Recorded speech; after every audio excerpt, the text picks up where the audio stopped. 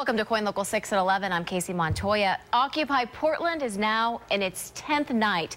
We have team coverage tonight on the protests here in Portland and around the world. Firefighters are constantly practicing the safest and fastest ways to extricate victims after dangerous car crashes. A man in Canby asking for your help to find whoever stole his fishing boat. It was taken right outside his home as he slept. And this loss is especially hard because the boat was all he had left from his mother. This is the Gresham Gator. Although he looked a lot bigger than this on TV, he's actually only about 4.5 feet long. They have been standing in the exact same spot. I'll say maybe they've moved about a foot in the last 3 hours toward the protesters, but nobody's really moving toward each other. Just yesterday, another rat caught in a trap in the backyard. Well, what a weekend for college football fans. So the #2 team in the nation loses on Friday. Then the Ducks, well, they come into today. They're basically steering a return to the national championship in the face, but then doors wide open. There's this thing called USC that kind of got in the way. But it appears that everyone realized that the situation with police was getting very intense and it was time to move. There's a group that chained themselves to that concrete barrel 7 days ago, and we understand that they are still there tonight. Prison officials gave a small group of local media a tour inside the Oregon State Prison today.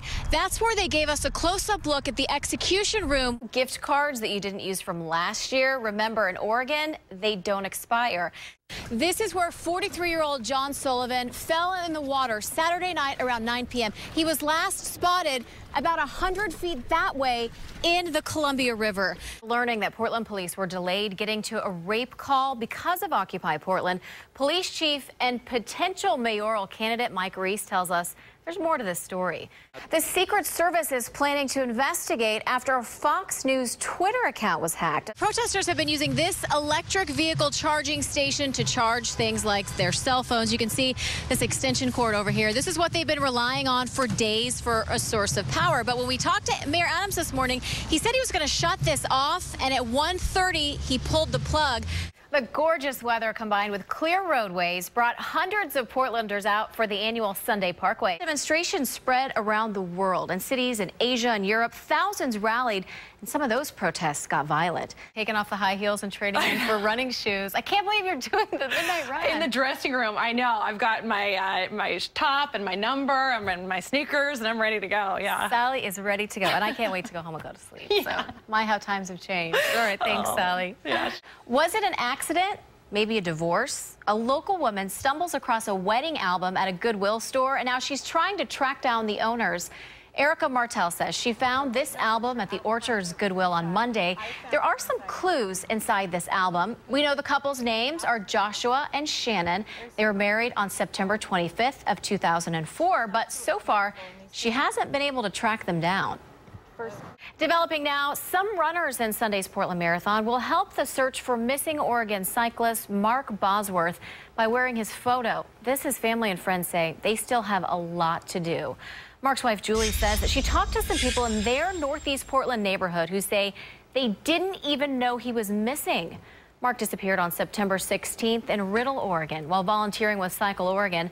Bosworth's family believes he has brain cancer and likely does not know where he is or where he should be.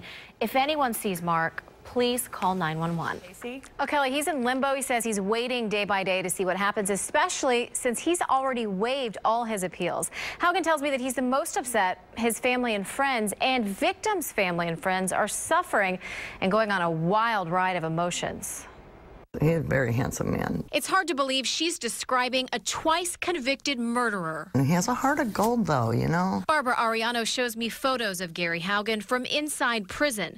A lifelong friend of Haugen's, she was prepared for him to die today. I've been thinking about it all day, going, oh, this is the day it was supposed to happen. Ariano has been on an emotional roller coaster as Haugen has been making his way through the Oregon justice system on his mission to die.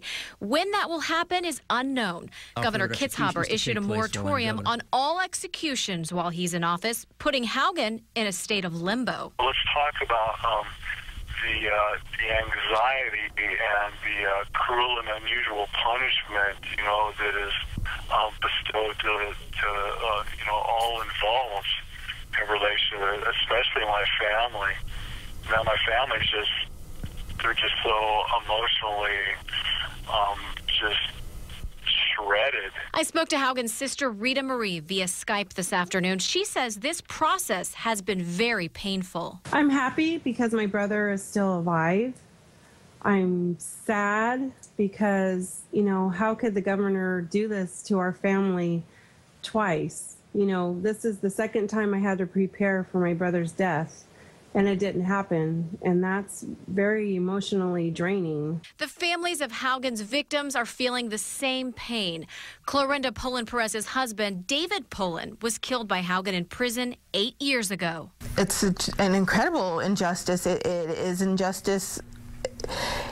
I feel that he has victimized us all over again. From death row, Haugen says he agrees with Governor Kitzhaber. Our criminal justice system is broken, but questions the timing of calling off his execution. He can call it, conscious, he found his conscious. Where? Under Moore and Wright? Let's be real.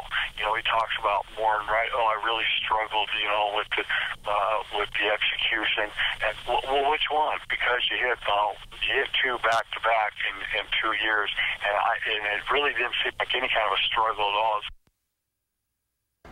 Haugen wants to get more legal advice and see what his options are for the future, but he'll most likely remain on death row for at least the next few years and says he still wants to die. Okay, here's a rat that we picked up. This is one of a dozen rats spotted and killed at this Southwest Portland home in the last few months. And rodents aren't the only problem. This is a fungus, or some of the fungus that grows underneath the building. These photos show the moldy conditions Tyler Jones and his family have been living in for the past 6 months. Toxic mold can kill you. We have a cousin that died from it. Jones says the day he moved in, his next door neighbors started telling him about mold and rats, but he found out for himself soon enough. Being lethargic, are headaches. I've had headaches probably for 3 or 4 weeks solid on a daily basis. My wife is the same way. Mark, he's coughing up blood. Jones and his family all went to the doctor to get treated for mold poisoning. This is supposed to be pink insulation. This is out of the bathroom. It's not pink, it's black. It's full of black mold. This is the stuff that we're breathing. It's why they say it's toxic. He first reported the mold and rats to his landlord in August, but 4 months later, the rats are still here. Just yesterday, another rat caught in a trap in the backyard. The family has kept meticulous records documenting every complaint and response. We have to be out of here in 2 days and have no place to go. Jones hopes some good can come out of what seems like a hopeless situation. We want people to know out there that they need to be careful at what they're doing, and when they go through and they're looking at a place, to make sure they're thoroughly going through everything that they can and to find out, maybe do a little research on it before they move into the place. Now, I've called the landlord twice. We also stopped by their Northwest Portland home today. But when they moved in July, they paid rent, and then they've been doing all this work in exchange for rent. Then in October, that is when they got this eviction notice. And now with all these legal bills for fighting the eviction, this family says just 2 weeks before Christmas, they are struggling to figure out where they're going to go. Reporting for you live in Southwest Portland, Kacey Montoya, KOIN Local 6. Thank you. So that's what they're doing right now. They're having a meeting. They're all trying to decide if they're going to leave. And if they decide to leave, where are they going to go? And this is coming at a time when we've seen officers continue to line up. You can see more officers coming over here with their helmets on, looking like they're ready to do something. But again, we do not know what action they plan on taking. I can tell you that about an hour ago, right here on Main Street, somebody put a tent in the road. They said it was just kind of symbolism. They're not planning on staying here. But right now, Kelly, we're in the middle of this, and everyone here is deciding, are they going to stay? And if they're going to leave, where are they going to go? Of course, we'll keep you up.